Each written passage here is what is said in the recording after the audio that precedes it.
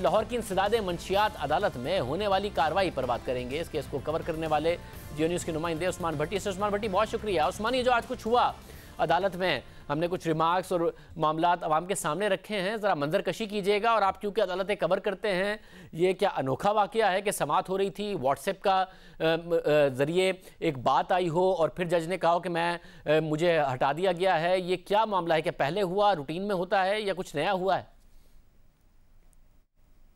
जी, normally जो court proceeding होती है ऐसा होता तो नहीं। अगर किसी जज को हटाना हो वजारत कानून ने तो पहले से इन्फॉर्म कर दिया जाता है जज को, और वो अपने ओहदे पर नहीं रहता, या नया जज या ड्यूटी जज उसके फ़राइज़ सर अंजाम देता है।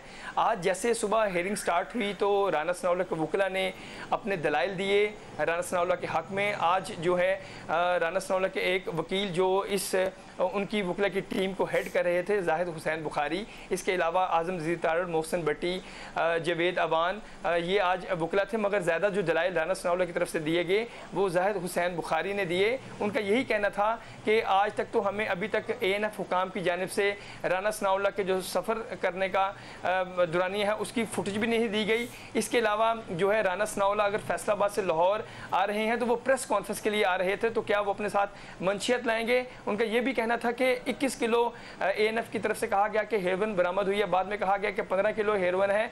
और उनका ये भी कहना था कि ANF हुकाम की जानिब से कहा गया कि मोटरवे पर नक्शे अमन का खतरा है, तो मोटरवे पर तो आम पब्लिक होती ही नहीं है, वहाँ तो गाड़ियों की बस मूवमेंट रहती है।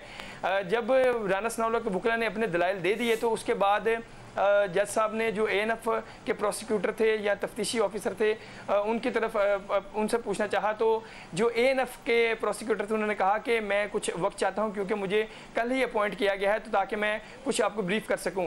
तो जिस पर अदालत ने कहा कि हम आपको टाइम देते हैं, और 10 बजे का उनको टाइम दे दिया गया, 1 घंटे का वक्फा दिया गया ताकि वो अपने जो उनकी तैयारी है एविडेंस की, जो भी वो कहना चाहते हैं वो कह सकें।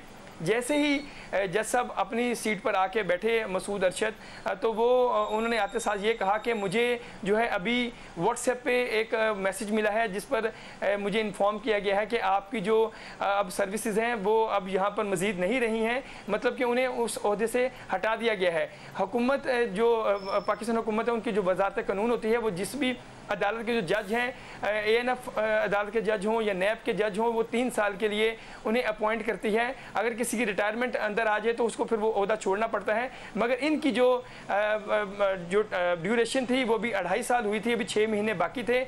अभी जो हमारी जो कानूनी माहिरीन हैं उनसे बात हुई तो उनका यह कहना था कि मुमकिन है कि नया जज जो है वो तैनात कर दिए जाएँ ANF कोर्ट के। अगर हुकूमत ने वजारत कानून ने ये नोटिफिकेशन निकाला कि 26 को इन्हें हटाया गया है, तो मुमकिन था वो नए जज को भी तैनात कर देते। और अब ये भी मुमकिन है, जो कि कानूनी माहिरीन का कहना है, कि वो 6 महीने जो है वो नए जज को तैनात ना करें और ड्यूटी जज ही ये फ़राइज़ जो है वो सर अंजाम दे। ड्यूटी जज जब फ़राइज़ सर अंजाम देते हैं तो वो अपने फैसलों में उस तरह लिबरल नहीं होते जिस तरह अमूमन जो अपॉइंट किए गए जज होते हैं किसी भी अदालत के। और जो राना सनाउल्लाह के वकला थे या कानूनी माहिरीन थे उनका यही कहना था कि जो ड्यूटी जज होते हैं जब उनके पास ये केस की हेयरिंग होगी तो वो यही हो सकता है कि वो इसको बट डेट दे दें 14 दिन की, 10 दिन की, और इस तरह ये 6 महीने मजीद जो है वो ड्यूटी जज ही फ़राइज़ सर अंजाम दे सकता है इस अदालत के।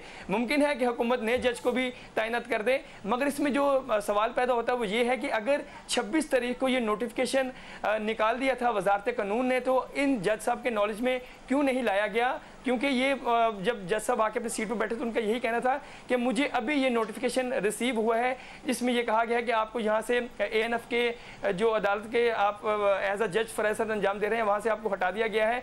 और कल भी हमें इस तरह की इतलात है कि कल भी वहाँ पर केसेस सुनेंगे।